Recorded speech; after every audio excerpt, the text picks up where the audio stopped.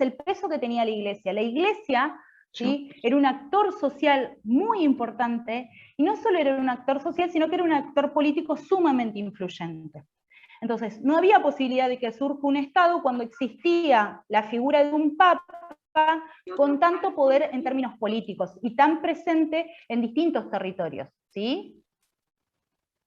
Por otra parte, bueno, la idea imperial y la fragmentación propia del feudalismo, que esto es algo que ya vinimos hablando, que eran contrarias a la existencia de una pluralidad de Estados conviviéndose en términos de igualdad. Es decir, si hay una persona que está constantemente queriendo conquistar territorios, es muy difícil convivir en términos de igualdad y en términos pacíficos. Sucedía esto, que todo el tiempo era movible el poder y se buscaba ir conquistando distintos sectores. Finalmente, y quizás una de las cosas más importantes, la organización burocrática, es decir, la administración, la burocracia que requiere el Estado, no es compatible con la idea del poder político medieval. El poder político medieval, por definición, mezcla, ¿sí?, o confunde las ideas de poder político, poder económico y poder social. Mientras que la organización burocrática, es decir, la forma jurídica y administrativa en la que se organiza el Estado, ¿sí?, requiere indefectiblemente, el Estado moderno, requiere indefectiblemente la diferenciación de estos espacios, de las cuestiones económicas, sociales y políticas, ¿sí? Ahora bien, ¿cómo estuvimos hablando de que solo en la modernidad existe Estado? Lo importante sería entonces conocer cuál es la definición de Estado y por qué no pudo nacer hasta que se terminara el feudalismo. En este sentido, hasta que no se relajan, es decir, hasta que no empieza a entrar en crisis las fuertes tradiciones feudales que existían en ese momento, no es posible que aparezcan nuevas instituciones y nuevas formas y nuevas instancias para organizar el poder, ¿sí? No había posibilidad de que surgiera la idea de un Estado moderno. ¿Por qué? Porque el Estado moderno tiene las características que ahí aparecen. Es impersonal, legal y con capacidad para administrar un territorio. Si nosotros pensamos el Estado, nuestro Estado en la actualidad, les consulto, ¿ustedes identifican al Estado con alguna persona en particular? ¿Ustedes piensan en Estado y piensan en alguna persona en particular? Y el presidente, en todo caso. En el presidente, ajá, pero ¿tiene nombre propio el presidente? No. Digo, hoy sí tiene nombre propio, pero hoy es Fernández, antes, ¿quién fue? Macri. Macri, Cristina, Néstor, no sé, vamos más para atrás, Perón, Irigoyen, ¿sí? Distintos nombres tenemos a través de la historia, y no podemos identificarlo con uno solo. De hecho, ustedes me van a decir, bueno, en este momento Alberto, y yo les digo, ¿y Omar Perotti entonces no es parte del Estado?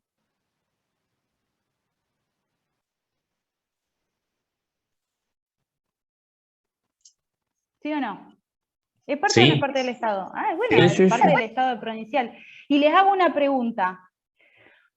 Omar, que llegó hace 2 años con la foto de su familia debajo del brazo de su oficina y con una caja con lapiceras y qué sé yo, debajo de la otra. Cuando se va, ¿qué se tiene que llevar del Estado? ¿O qué se debería llevar del Estado? Lo mismo que yo. Exactamente. Porque lo que le pertenece al Estado, ¿a quién le pertenece? A todos nosotros. A todos y a nadie en particular. ¿Se entiende? Al pueblo, a la ciudadanía, al Estado, a la población argentina, pero a nadie específicamente. Lo mismo pasa con el Banco de la Plaza. ¿A quién le pertenece? A todos y a nadie. ¿Se entiende? En donde justamente esto, la idea del Estado, el Estado es impersonal. Es legal porque tiene una organización jurídica, ¿sí?, y con capacidad para administrar un territorio. Se supone que el Estado debe poder administrar en términos económicos, políticos y sociales un determinado territorio. Un territorio, como decía el compañero, cerrado, ¿sí? En este sentido, una de las mejores definiciones de Estado moderno, mejores y más clásicas definiciones de Estado moderno que se brinda, es la de Weber, Max Weber. Max Weber, chicos, es uno de los padres de la sociología. De hecho, nosotros lo vamos a ver en algunas clases más adelante, ¿sí? Él va a analizar justamente los inicios de la modernidad, y una de las cosas en donde va a poner el foco es en el Estado, ¿sí? Y lo va a definir de la siguiente manera. Se los leo, después lo analizamos parte por parte. Una asociación de dominio de tipo institucional que en el interior de un territorio ha tratado con éxito de monopolizar la coacción física legítima como instrumento de dominio, y reúne a dicho objeto los medios materiales de explotación en manos de sus directores, pero habiendo expropiado para ello a todos los funcionarios de clase autónomos que anteriormente disponían de aquellos por derecho propio, y colocándose a sí mismos en la cima suprema. ¿Vamos de a poco? Perdón. Lo primero que dice que es una asociación de dominio de tipo institucional, es decir, es fruto, ¿sí?, de la agrupación de individuos, ¿sí?, que forman un espacio, una institución, ¿sí?, que tiene determinadas reglas, determinadas normas, la institución. Esa es la definición de institución, ¿sí?, determinados patrones de acción. Por otra parte, dice que esa institución va a monopolizar con éxito la coacción física legítima. ¿Qué es la coacción física, chicos? Cuando te pueden obligar a hacer algo. La violencia. Sin más ni menos, que es otra forma de decir violencia, ¿sí?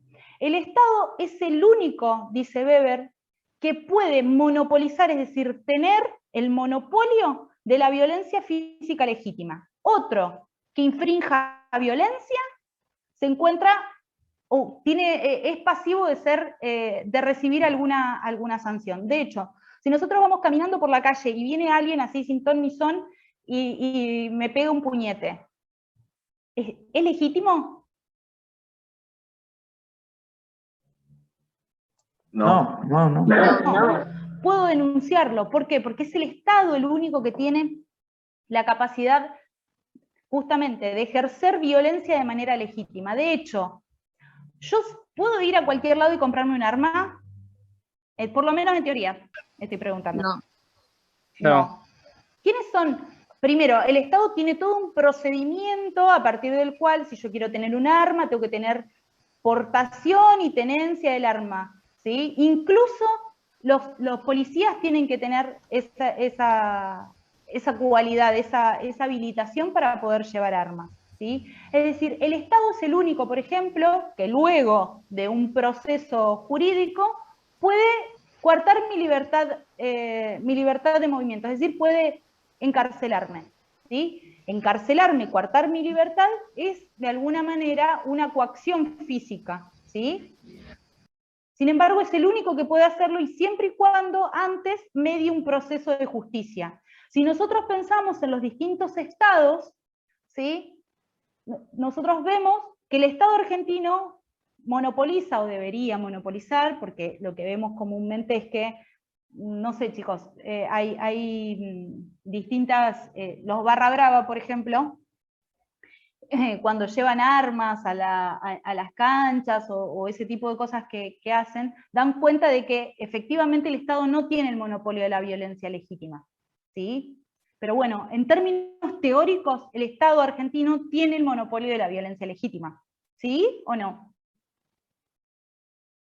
Digo, eso que hacen los barra brava es condenable, después si se lo condena o no es otro tema.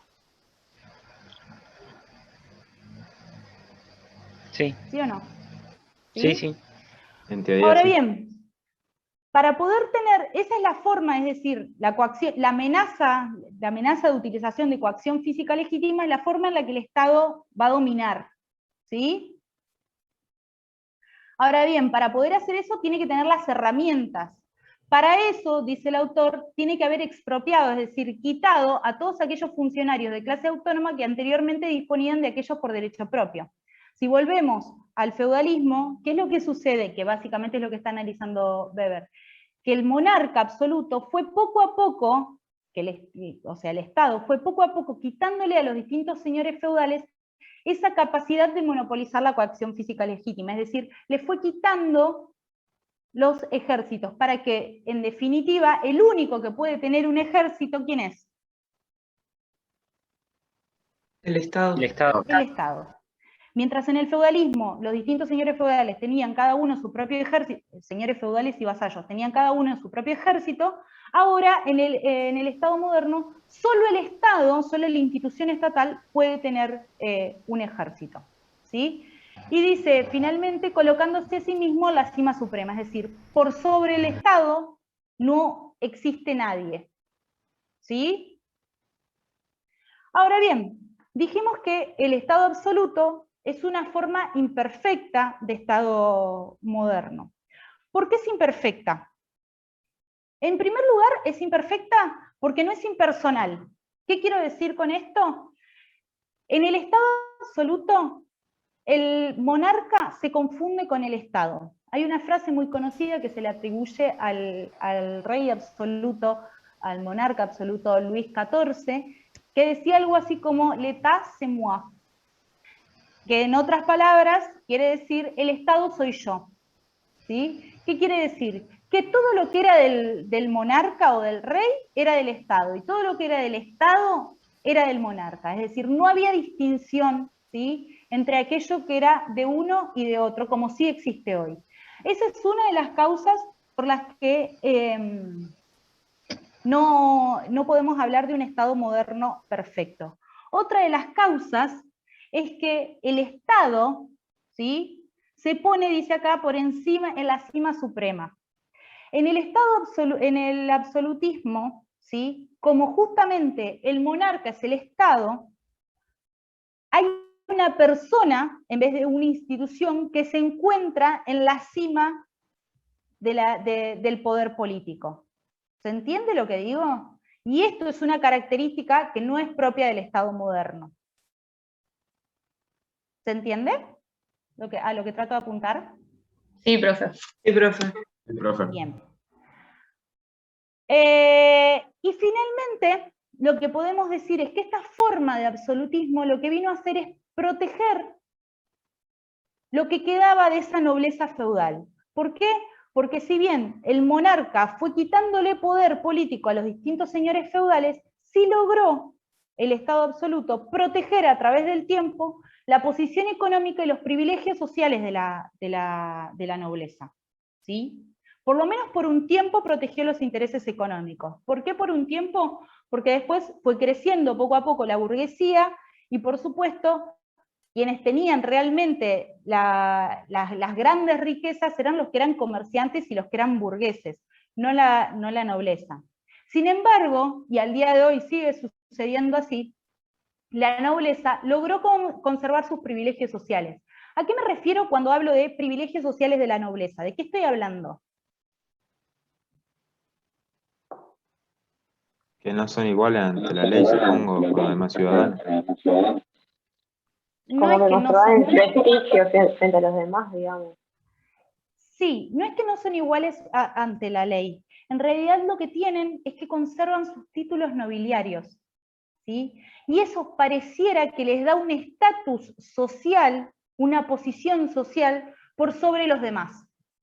De hecho, la burguesía, justamente, que no eran parte de los nobles, sino que eran trabajadores que con el tiempo que habían sido exitosos y habían adquirido realmente grandes riquezas, siempre aspiraron, y continúan aspirando, ¿sí?, a adquirir esos títulos de nobleza, ¿sí?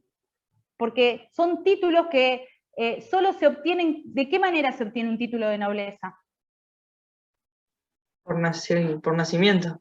Exactamente, por nacimiento, con lo cual, si no, y pueden adquirirse títulos de nobleza menores cuando uno se casa, pero los títulos justamente solo vienen dados por la sangre, con lo cual si yo no nazco en una familia noble, es imposible que adquiera ese título de nobleza, ¿me explico?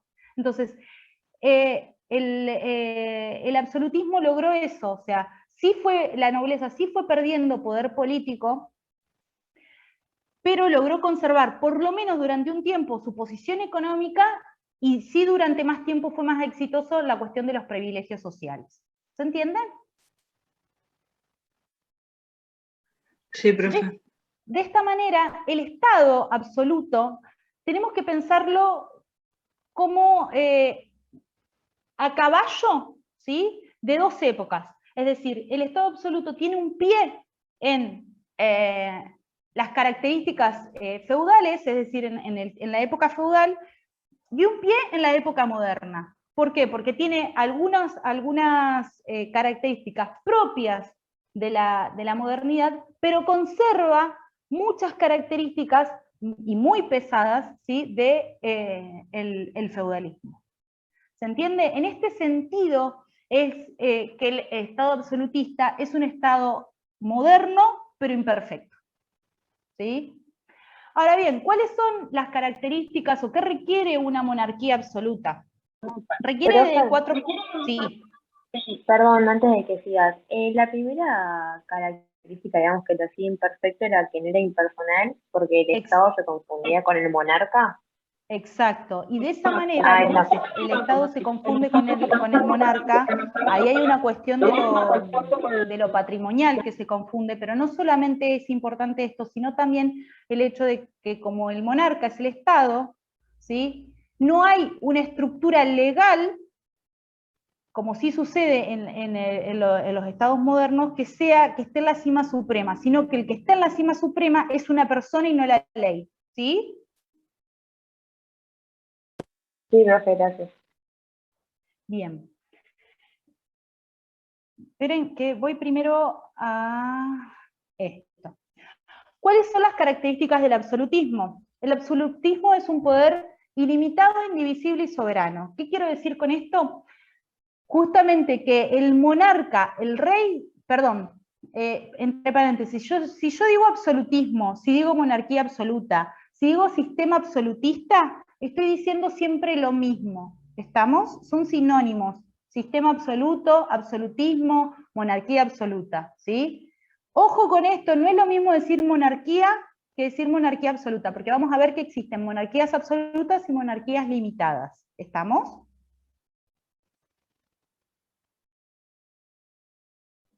Ahora bien, les decía, el absolutismo, entonces, la característica principal es que el poder que tiene el monarca o el rey, ¿sí?, es que es ilimitado. ¿Qué quiere decir que es ilimitado? Que puede hacer lo que quiere con las leyes. Es decir, las crea, las elimina, las aplica para todos los casos o para un caso particular, es decir, puede hacer y deshacer con la ley lo que su voluntad le dicte, ¿sí? Con lo cual no hay previsibilidad en la aplicación de la ley, ¿sí?, en el sistema jurídico, ¿sí? El soberano, en los estados modernos, en las monarquías limitadas en adelante, el soberano es la ley, mientras que en el estado absoluto el soberano no es la ley, sino el monarca, ¿sí?, en esta idea de que es impersonal, ¿sí? Otra característica es que este sistema absoluto se va a afianzar entre los siglos XVI y XVII. Una característica muy, muy relevante tiene que ver con, y que esto también es una característica propia de un Estado moderno imperfecto, tiene que ver con la venta de puestos para conformar el aparato burocrático. ¿Qué es lo que se hacía? Para obtener ganancias para el Estado, para obtener riquezas para el Estado, lo que se hacían eran vender los puestos en términos administrativos. Y la burguesía y la nobleza estaban muy ávidos de poder ingresar al aparato estatal, ¿sí? El Estado, perdón, el absolutismo va a crear, o como parte de esta modernidad que sí tiene el absolutismo, es crear un sistema de recaudación, un sistema fiscal. Va a mantener ejércitos permanentes, ¿sí? Generalmente son mercenarios. Cuando digo mercenarios es que son ejércitos no como los conocemos ahora, sino ejércitos pagos y que vendían su voluntad al mejor postor, ¿sí? Y bueno, es otra vez esta idea de que el Estado absoluto puede ser pensado como la última forma que adquiere el feudalismo. Vuelvo a esto ahora sí entonces. Decíamos que la monarquía absoluta tiene un sistema fiscal, tiene un aparato burocrático, va a tener un ejército y va a tener la diplomacia. Chicos, la forma en la que se pensaba la riqueza en ese momento era una forma a partir de la cual, o se sostenía que la riqueza no se producía, sino que se acumulaba. ¿Qué quiere decir?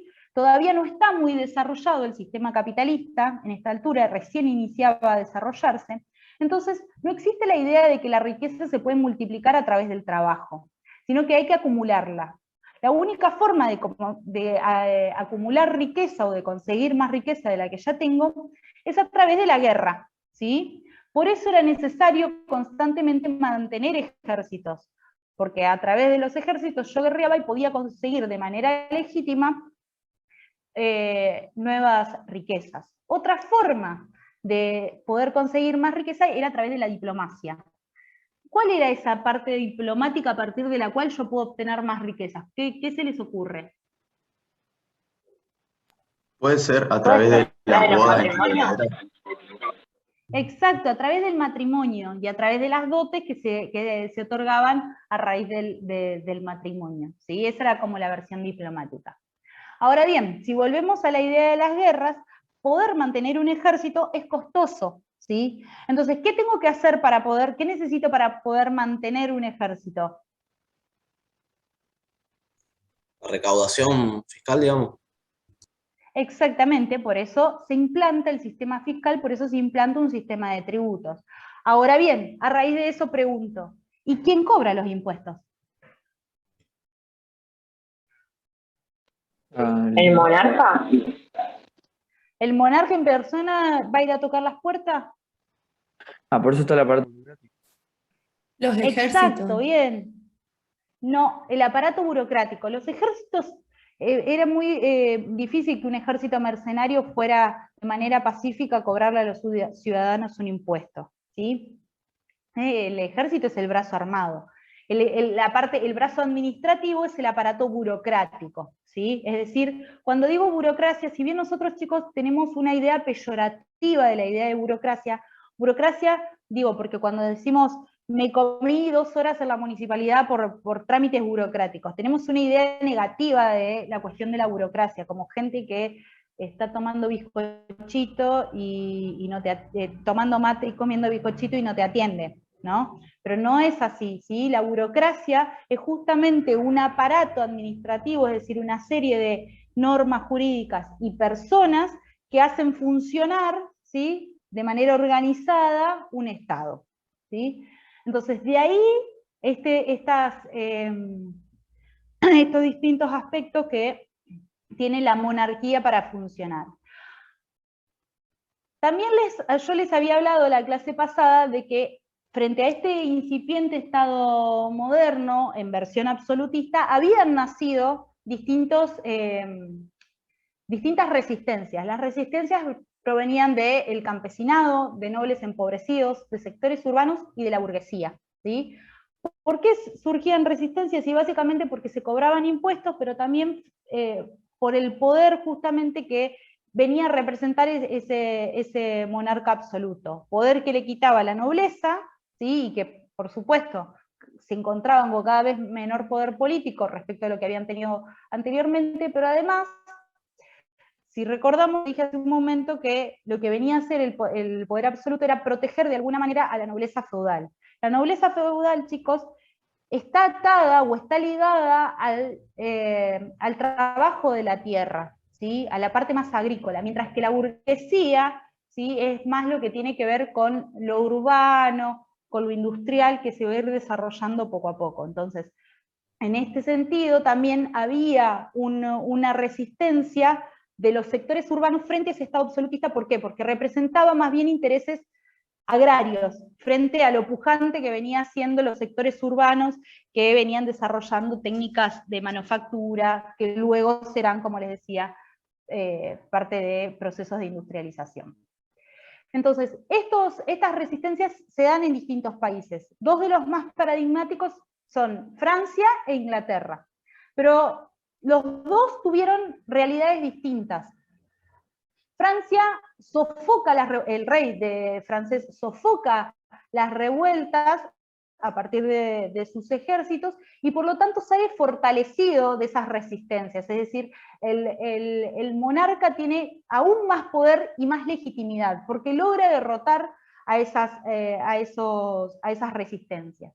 En Inglaterra, en cambio, se da una una resistencia frente al poder absoluto mucho más fuerte, pero que además se combina con otro tipo de conflictos que se daban en ese momento, que tenían que ver con la lucha entre católicos y puritanos, o podemos llamarlos protestantes también. ¿Por qué? Porque en Inglaterra fue uno de los lugares en donde más prendió la religión protestante, ¿sí? Probablemente porque no había llegado la invasión, el Imperio Romano. Pero más allá de eso, digo, existió una resistencia muy fuerte al Estado absolutista y existían estas luchas en términos religiosos. Esto generó a lo que se conoce como una guerra civil. ¿Qué es la guerra civil? ¿Una guerra entre ciudadanos del mismo estado? Exacto, ¿sí? En vez de ser entre distintos estados, la guerra civil son aquellas guerras que se dan al interior de un estado entre ciudadanos, ¿sí? Entonces se da una guerra civil, y esa guerra civil culmina con la limitación del poder del monarca absoluto, y se transforma en 1688, ¿sí?, la monarquía absoluta en una monarquía limitada, ¿sí? Es ahí donde en Inglaterra, y por primera vez, surge un sistema liberal, ¿sí? Y por otra parte surge por primera vez un Estado moderno perfecto, ¿sí? Esta revolución, que es lo que esa guerra civil se conoce como Revolución Gloriosa, esa Revolución Gloriosa lleva a la burguesía al poder, ¿sí? Y es una de las causas, ya lo van a ver más en la clase que viene, es una de las causas por las cuales la revolución industrial llega o se sucede en Inglaterra y no en otro país. Por eso Inglaterra se transforma, ¿sí?, en el país dominante a nivel mundial. ¿Se entiende? La primera potencia mundial. Profe, perdón, yo me perdí. Me perdí con lo del año, Yo profe. Es me así, quedo del miren. sistema liberal. Bueno, miren. Vamos, hasta que se dio una guerra civil, ¿se entendió? Sí, ahí sí. Bueno, esa guerra civil, ¿qué es lo que buscaba? Primero tenía, esa guerra civil, por un lado enfrentaba cuestiones religiosas que en este momento no nos interesan. Pero por otro lado, lo que pasaba era que los burgueses, ¿sí?, con parte del parlamento, voy a hacerle la historia un poco más larga para que ustedes la entiendan bien. ¿Qué es lo que sucedía? El monarca absoluto en Inglaterra, como tenía el poder absoluto, tenía un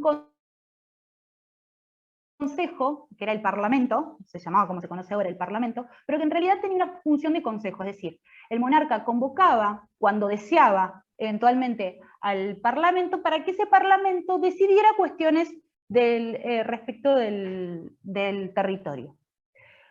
Frente al poderío absoluto que tenía el rey de Inglaterra, cada vez convocaba menos al parlamento, es decir, los nobles cada vez se sentían más excluidos del poder político, ¿sí? Estos nobles, realmente muy ofuscados, se alían con la burguesía. ¿Por qué? Porque la burguesía se había dado cuenta que en tanto y en cuanto no fuera parte del poder político, ¿sí?, no iba a poder desarrollar el comercio. Entonces, el parlamento o los ejércitos que provee el parlamento y los burgueses se alían, ¿sí?, y empiezan a guerrear, a luchar contra los ejércitos del monarca absoluto. ¿Se entiende? Con el tiempo logran derrotar al monarca absoluto, y ¿qué es lo que implantan? Lo que se conoce como el Bill of Rights, ¿sí?, la Declaración de Derechos. En esa Declaración de Derechos, ¿qué es lo que se establece? Que no iba a existir más un monarca absoluto, y que en todo caso, en la cima del poder político iba a estar la ley, ¿sí? ¿Quién iba a construir esa ley? El Parlamento, ¿sí?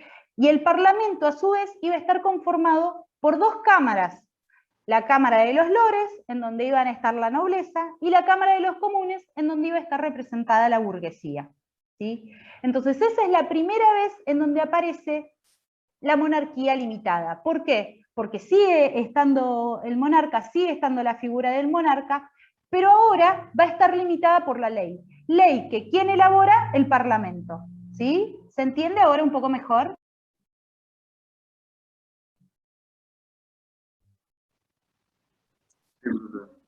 ¿Sí? ¿Se aclaró de verdad o sigue sin entenderse? No, sí, bien. Profe, Sí, ¿esa fue la Revolución Gloriosa, puede ser? claro que sí. Esa es la historia de la Revolución Gloriosa, que es una resistencia, no es otra cosa que una resistencia al Estado absoluto. Profe, Eso todavía no se sería el logró. Estado liberal, ¿no? Sí, sí, es la primera forma, la monarquía limitada es la primera forma de Estado liberal que surge. Ah, ok. ¿Sí? Profe, Bien. esto solo se logró en Inglaterra, por el momento. Exacto, solo se logró en Inglaterra, Tiago. En Francia seguía perviviendo el modelo absolutista. ¿Y cuándo va a caer el modelo absolutista? Con la Revolución Francesa. ¿Sí? Ahí es donde la Revolución Francesa, que es 100 años después, es en 1789, ¿sí? Que se da la Revolución Francesa. Empiezan los franceses a pensar, che, los ingleses, a partir de estas transformaciones, lograron despegar y lograron convertirse en potencia mundial. Nosotros estamos empobrecidos. Deberíamos, de alguna manera, poder acceder o poder justamente generar estas transformaciones. Y es ahí en donde se genera la Revolución Francesa. ¿Se entiende? Profe, una duda. El tema que genera ahí en la Revolución Gloriosa, ¿en qué año fue? Como dice acá, en 1688. Les tiro un tip para acordarse los años, ¿les parece? Que a mí me sirve porque también me cuesta acordarme los años. Miren, la Revolución Francesa fue en 1789, es decir, 789, ¿sí? Bueno, la Revolución Gloriosa le restan 100 años, ¿sí? Es en 1688, ¿sí? 1688, 1689. Digo, un tip para que se acuerden. ¿Les parece? Bien. Hasta acá llegamos con la explicación del Estado absoluto, ¿sí? Ahora bien, ¿se acuerdan que yo también la clase pasada les dije que había habido también un cambio de mentalidad, que habíamos pasado de una época teocéntrica a una época antropocéntrica? ¿Se acuerdan de eso? Sí. Bien. Sí, profe. ¿Eso qué significaba? Que Dios se corría del centro y empezábamos ahora a justificar todo a partir del hombre, pero del hombre y de qué más. La razón. De la ciencia. Y de la razón, sí, la ciencia también, pero de la razón básicamente. Así entonces les había dicho que este nuevo Estado que nacía tenía una legitimidad en términos hereditarios, ¿sí? Porque solo iba a ser rey quien pertenecía a la familia monárquica, ¿sí? Por otro lado tenía una legitimación en términos religiosos, porque incluso al día de hoy un representante eclesiástico es el que corona al rey, pero también adquiría una legitimidad de tipo racional, ¿sí? Ahí entonces empiezan a aparecer algunos autores que empiezan a dar elementos racionales para justificar la existencia de la monarquía. Uno de estos autores es Thomas Hobbes, ¿sí? ¿Alguna vez lo escucharon nombrar? Sí, profe. ¿Sí? Thomas Hobbes, este es como... Perdón, ¿se les está cortando lo que digo? No. No. Perfecto. Yo no entendí bien el tema de la legitimidad, que eran 3, ¿dijo? Sí, son 3 formas de legitimidad. La legitimidad en términos hereditarios, ¿por qué? Porque solo iba a poder ser rey quien pertenecía a la familia monárquica, ¿sí? Si yo no pertenecía a la familia monárquica no iba a poder ser rey porque no tenía los títulos necesarios y no tenía la sangre necesaria, digo, la sangre en términos de nobleza que implicaba poder ser rey. ¿Alguno vio The Crown en Netflix? No, no la vi, la iba a ver, pero no la vi. Sí. Yo la vi, pero no la terminé. Bueno, es un poco lenta, honestamente. Pero bueno, los que la vieron un poco, la idea en la serie se muestra, ¿sí? Esta cuestión de la importancia de la descendencia, de quién está en la línea hereditaria, de que sea un hombre y de cómo cambia, el peso que lleva el rey a raíz de que uno renuncia o no, digo, en esta idea de que la legitimidad es hereditaria. Por otra parte, como les decía, la legitimidad también es en términos religiosos. ¿Por qué? Porque la monarquía viene desde los tiempos del feudalismo, en donde la iglesia era realmente muy importante. Y si bien la iglesia empieza a perder poder, no lo pierde del todo. Entonces, no pierde esta capacidad justamente de, o esta potestad justamente de coronar al monarca, ¿sí? Es decir, el monarca va a tener una legitimidad hereditaria, una legitimidad religiosa, pero también, porque digo, el monarca absoluto, por sobre el monarca absoluto, ¿quién está, chicos? ¿Dios? Solo Dios. Y Dios es el que dice, ¿sí?, que justamente, ¿por qué lo pone en un representante eclesiástico? Porque es Dios el que lo bendice con esa función. ¿Se entiende? Y finalmente, como yo les decía, justamente empieza a cambiar esta idea de pasamos de un paradigma teocéntrico a un paradigma antropocéntrico. Como eso empieza a cambiar, ¿sí?, entonces tiene que aparecer también una legitimidad de tipo racional.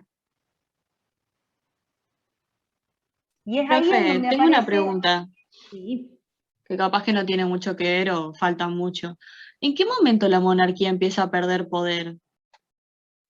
Porque al día de hoy no es lo mismo que lo que era en ese entonces. Bueno, primero que depende de cada país, porque hay países en donde la monarquía desapareció. Hubo otros lugares, como en Argentina, en donde nosotros no tuvimos nunca monarquía.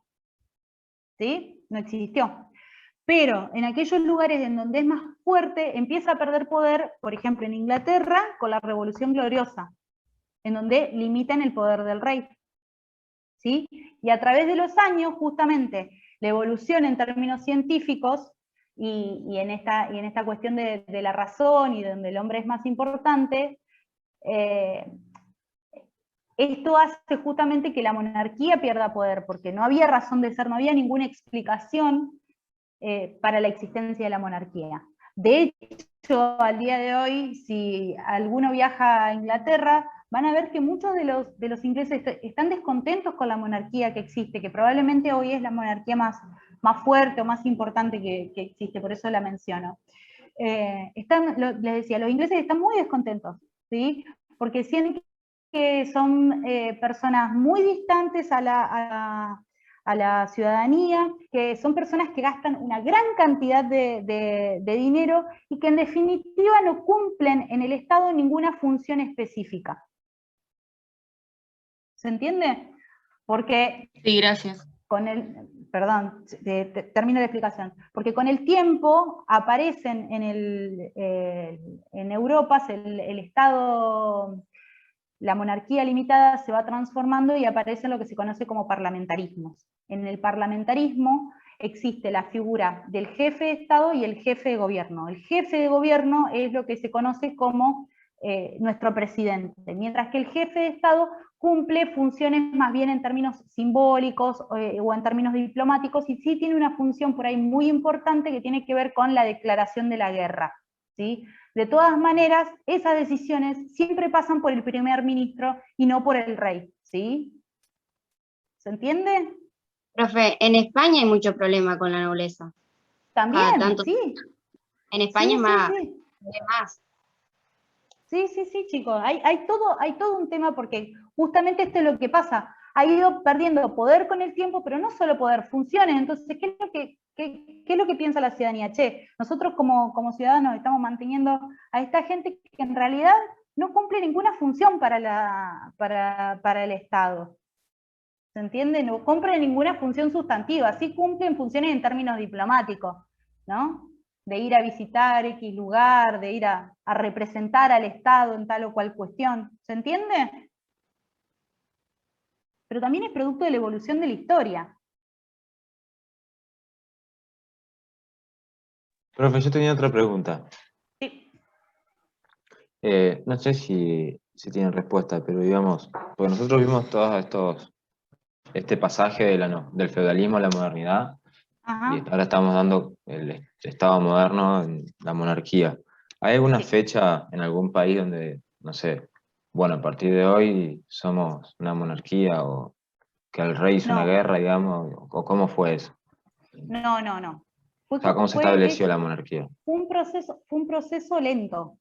O sea, fue un proceso en donde el Estado feudal, primero que distinto en los distintos lugares, pero fue un proceso en donde el feudalismo comienza a perder poder y, como les decía hoy, poco a poco los monarcas van de alguna manera expropiando justamente el poder político a los distintos señores feudales, con lo cual no hay un momento abrupto como sí sucede con la Revolución Gloriosa, que se pasa de una monarquía absoluta a una monarquía limitada. No hay ningún momento abrupto en donde yo pueda decir, bueno, hoy podemos hablar de que existe una monarquía absoluta. No existe eso. Sí existe que, bueno, hacia el siglo XIV empieza a entrar en crisis ese poder feudal, y entre el siglo XVI y siglo XVII, como yo les decía, es ahí como en el momento de auge en donde más poder tienen los monarcas absolutos, pero no fecha específica.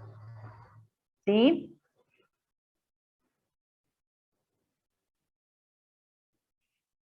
Bien, vuelvo a esto que estaba explicando, no sé si tienen alguna otra pregunta. Vuelvo a esto que estaba explicando de la, ¿cómo es? De la legitimación racional de la monarquía absoluta. Uno de los autores que va a legitimar, ¿sí?, académicamente, es decir, teóricamente, la monarquía absoluta es Thomas Hobbes. Yo hice lo que, si Thomas Hobbes viviera hoy, traté de hacer su Facebook, y diría lo siguiente. Hobbes es inglés, ¿sí? Y fíjense que por las fechas Hobbes va a vivir, y esto es muy importante, durante la Guerra Civil Inglesa, es decir, durante la Gloriosa Revolución. ¿Sí? Si yo tengo que decir en qué trabajó, escribió un libro que es su libro más reconocido, que es Leviatán, o la materia, forma y poder de una república eclesiástica y civil. Ese es el texto en donde se desarrolla lo que les voy a explicar hoy, ¿sí? Y en ese texto que se publica en 1651, se hace referencia a el Leviatán, que es un monstruo bíblico con un poder descomunal, ¿sí? A ver, podríamos decir que algo así como que no hay nadie tan osado que lo despierte, su grandeza tiene temor, tienen temor los fuertes, no hay sobre la tierra quien se le parezca, animal hecho exento de temor, menosprecia toda la cosa alta, es rey sobre todos los soberbios, ¿sí? De hecho, miren, les voy a mostrar cuál es la tapa, denme un segundo.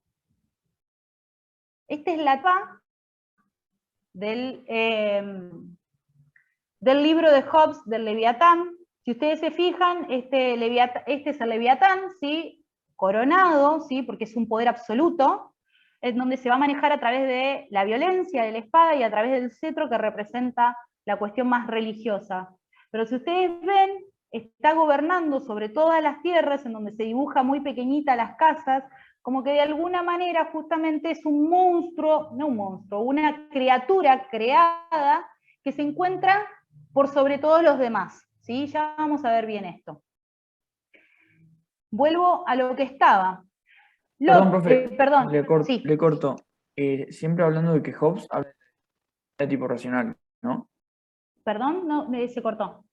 Que siempre hablando de que Hobbes habla del tipo de legitimidad del tipo racional. Racional, sí. Perfecto. O sea, Hobbes va a escribir su teoría, ¿sí?, que sirve, que algunos monarcas pueden tomarla justamente para decir, bueno, mi reinado no solo es legítimo porque Dios lo dice, porque tengo los títulos de sangre, sino también porque racionalmente sucede esto. Ya vamos a ver qué es lo que dice que sucede Hobbes. ¿Se entiende a lo que voy? Sí, profe. Bien. Hobbes, junto con Locke y Rousseau, forman parte de lo que se conoce como la corriente contractualista, ¿sí?, porque los tres proponen que existe o que se va a dar un contrato social a partir del cual se va a crear ese Estado, ¿sí? En el caso de Hobbes va a justificar la existencia de un Estado absoluto. Como les decía, y esto es muy importante, Hobbes va a vivir durante todo el tiempo de la Guerra Civil. ¿qué es lo que está viendo a su alrededor? Básicamente que sus compatriotas se matan, ¿sí? En este sentido, cuando va a escribir su teoría, ¿qué es lo que va a pensar? Que los hombres, ¿sí?, tienen una naturaleza malvada, tienen una naturaleza negativa. En este sentido, va a decir que existe, que los hombres viven en un estado de naturaleza. Abro un paréntesis acá para hacerles una explicación. La idea de estado de naturaleza, primero que no es un estado en términos de institución, sino que es un estado en términos de situación de cosas. Eso primero. Segundo, esto que habla el autor de estado de naturaleza, ¿sí?, es una teoría, ¿sí? No significa que esto haya pasado en la realidad. Sí, lo que estoy tratando de decir respecto de que él vivió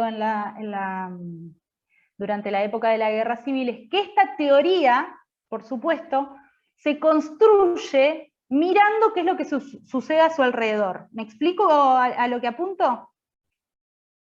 Sí, profe. Bien.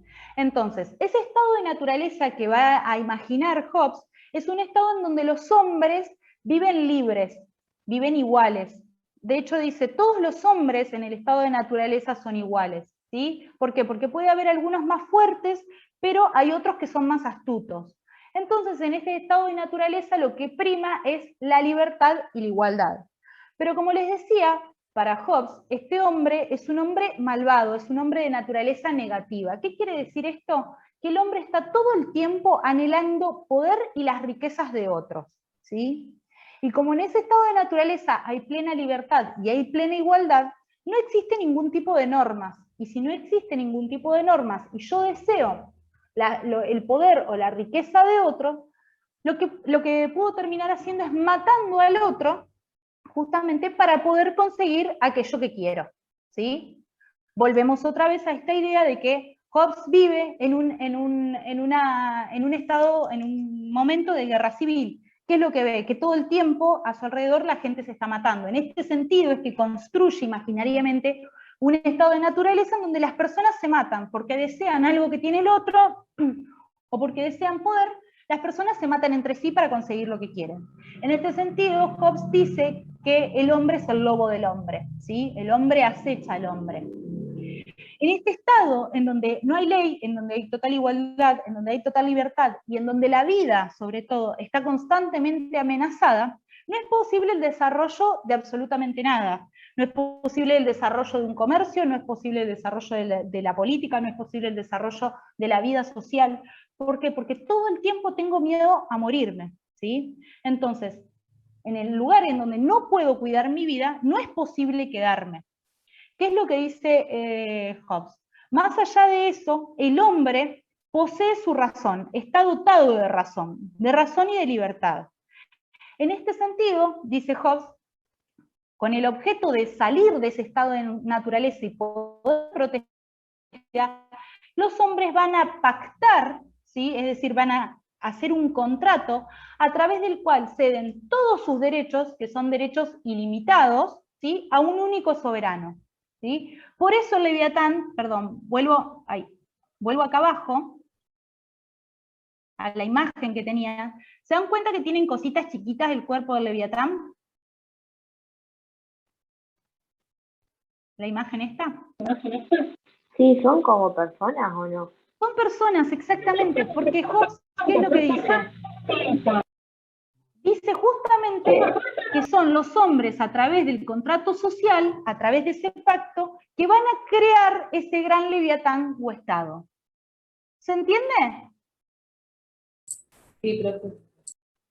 Ahora bien, como justamente los hombres tenían un poder ilimitado, que lo ceden, todos lo ceden, para formar ese gran Leviatán, ¿sí?, ese gran Leviatán va a tener un poder absoluto, ese Estado va a tener un poder absoluto, ¿sí? Un poder al que no se van a poder resistir, ¿sí? En este sentido está justificando la existencia de una monarquía absoluta, ¿sí? ¿Por qué no se pueden resistir? Porque los derechos que dieron fueron ilimitados. Por lo tanto, el poder que el Leviatán tiene también es ilimitado. Y deben reconocer, dice Hobbes, en las acciones del soberano, las acciones del leviatán o del monarca, deben reconocer sus propias acciones. Digo, como fuimos nosotros los ciudadanos quienes formamos a ese Estado, ese gran leviatán, ¿sí? No podemos quejarnos de absolutamente nada, porque somos nosotros mismos los que formamos ese gran leviatán. De esta manera, entonces, justifica una monarquía absoluta y perpetua, ¿sí? Es importante una cuestión. En este Estado, y como es una monarquía absoluta, se encuentra el monarca, y por debajo no encontramos ciudadanos, sino que encontramos súbditos, ¿sí?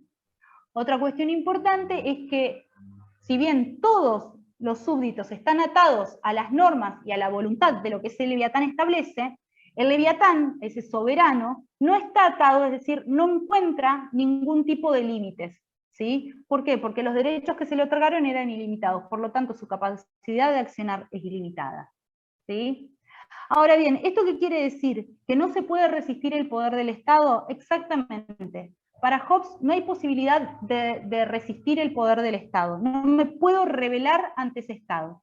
Sí puede suceder que eventualmente ese Estado o ese gran leviatán, ese soberano, deje de asegurar la seguridad y la vida de las personas, que fue para lo que fue creado, y en ese momento, en el momento en el que nuevamente las vidas de las personas se encuentran en peligro, esto significa que ese Estado, que ese leviatán, se disolvió. Y nuevamente las personas se encuentran en el estado de naturaleza, en donde tienen que cuidar su vida porque no existe el gran leviatán que pueda asegurar el orden.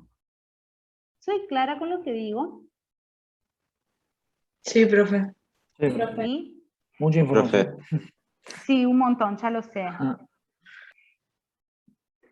Solo una, antes de que me hagan la pregunta, solo una cuestión más quiero decir.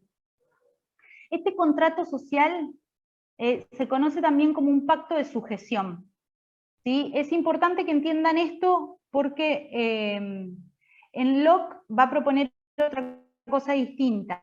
El pacto de sujeción implica que en el momento en el que yo doy todos mis derechos, conformo al mismo tiempo el Estado, ¿sí?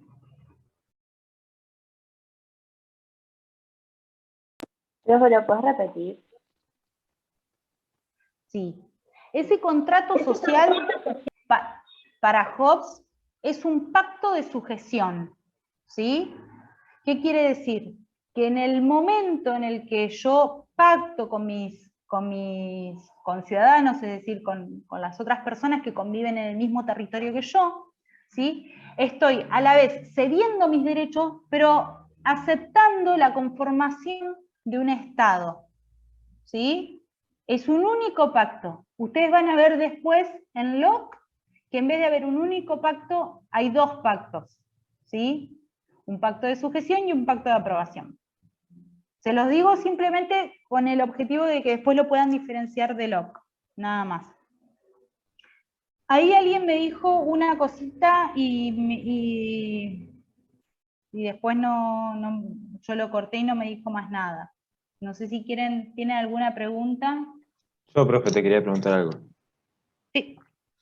Bueno, usted dijo que Hobbes vivió en la etapa de la Guerra Civil de Inglaterra. Digamos que él era como un intelectual que lo que buscaba era mantener la paz a través de defender el Estado absoluto que era el que regía hasta ese momento. No es que él buscaba cambiarlo. Él lo defendía. Exactamente, sí. Hobbes defendía el Estado absoluto. Y ahí hay una cuestión como de ida y vuelta, o sea, Hobbes va a vivir en una época de Estado absoluto que se está cuestionando y trata de alguna manera de reforzarlo. ¿Se entiende? Ahí, yendo a la pregunta que me hacía Tomás hace un rato, cuando me preguntaba respecto a la legitimidad, ¿qué es lo que podría decir el monarca absoluto? El monarca absoluto podría decir, bueno, yo tengo la legitimidad porque Dios me coronó.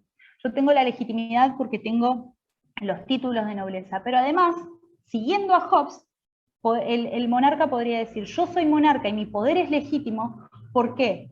Porque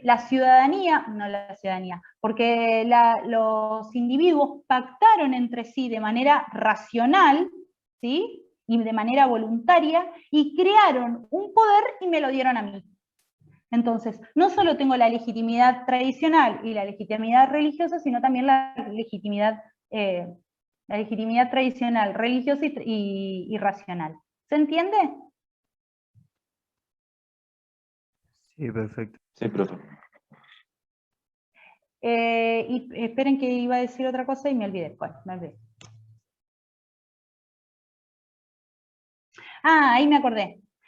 ¿Se acuerdan que nosotros hablamos de autores humanistas en la clase pasada?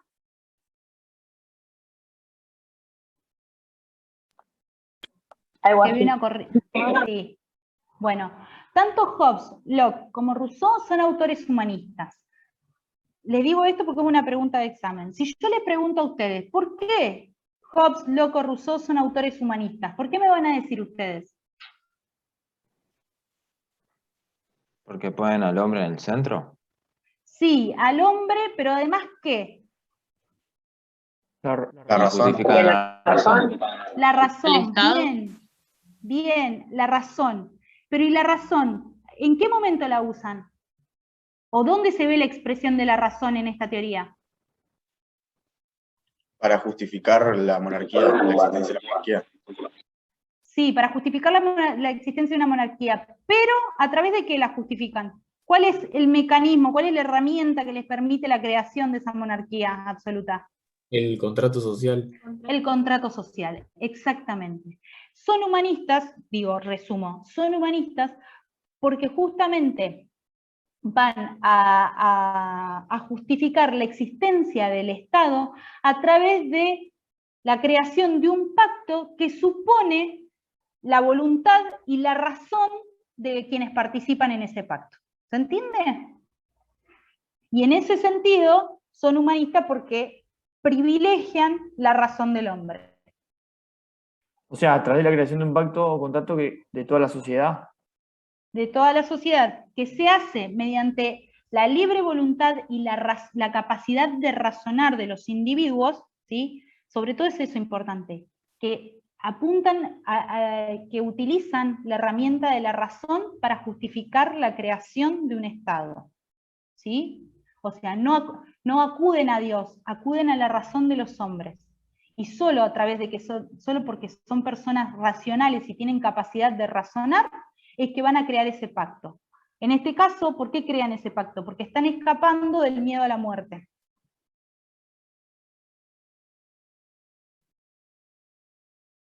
¿Se entiende? Sí, profe. Sí, profe. Bueno, les confieso, me duele la garganta y siento que les dije un montón de cosas. Y que no sé si entendieron, pero bueno. ¿Se entendió bien, Profe, profe? perdón. Entendido bien. Pues. Sí, Profe. profe, perdón.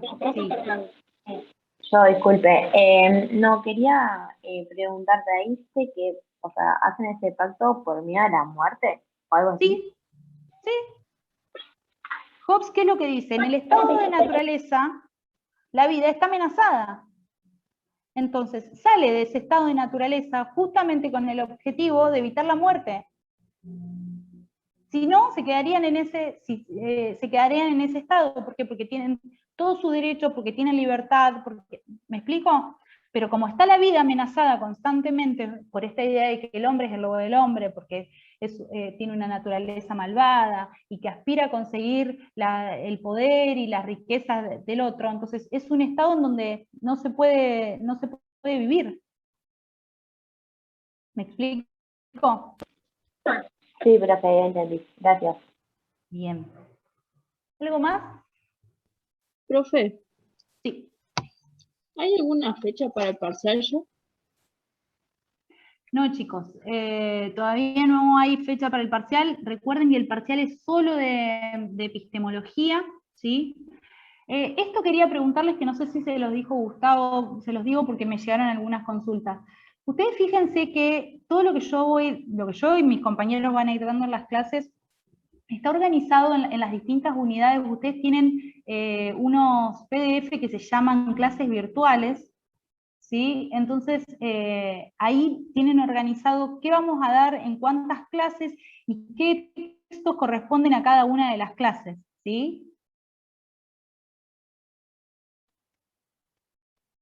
Profe, Sí.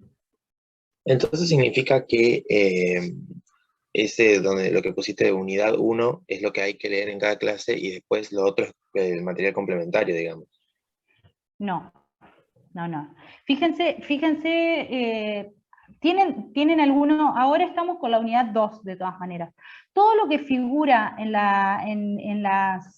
lo que se llama clases virtuales, ¿sí? Es toda bibliografía obligatoria, ¿sí? De hecho, pueden imprimir el programa y pueden ver que sí hay bibliografía obligatoria y hay bibliografía complementaria, pero nosotros no desarrollamos en las clases bibliografía complementaria, ¿sí? Todo lo que damos y todo lo que aparece en esos archivos que se llaman clases virtuales es todo bibliografía obligatoria.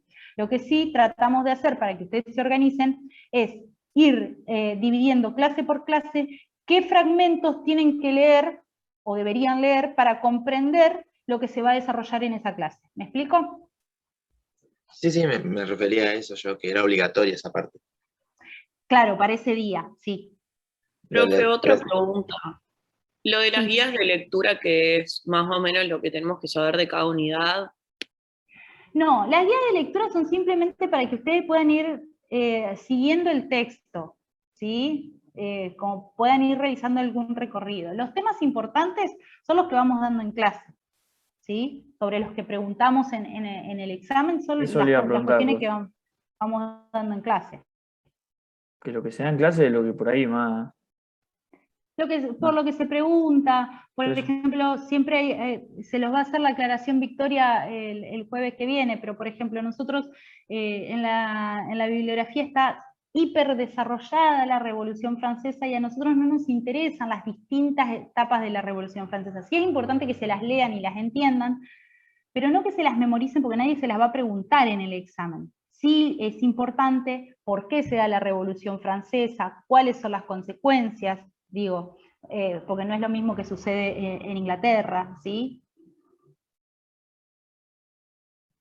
Sí, se entendió. Bárbaro. Una última pregunta. Sí. Disculpe.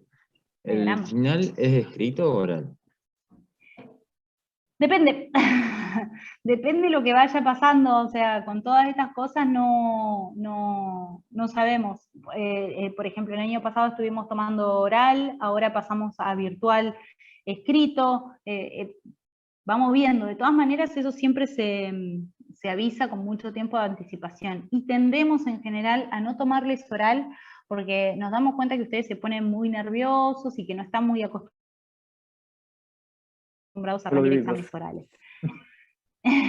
Pero no, bueno, no sé, yo les cuento mi historia personal. Yo vengo de una carrera en donde sí nos toman muchos exámenes orales y yo desde el otro lado a veces prefiero tomarles oral porque siento que puedo darles más una mano que con lo que escriben, porque a veces me doy cuenta que ustedes escriben apurados y no se dan cuenta de lo que escriben. Y entonces me da la impresión que el que estudió y que sabe en un oral es como más fácil, si se traba, poder ayudarlo.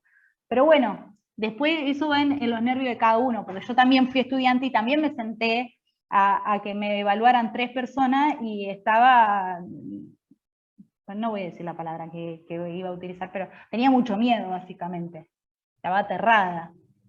Entonces también entiendo los nervios. Pero bueno, vamos viendo en función también de lo que se va pudiendo respecto de todo esto con la pandemia. ¿Sí?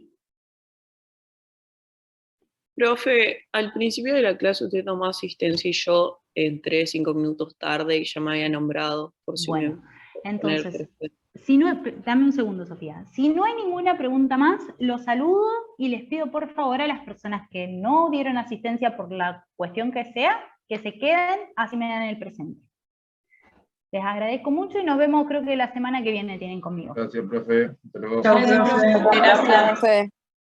Chao, profe. Chao, profe.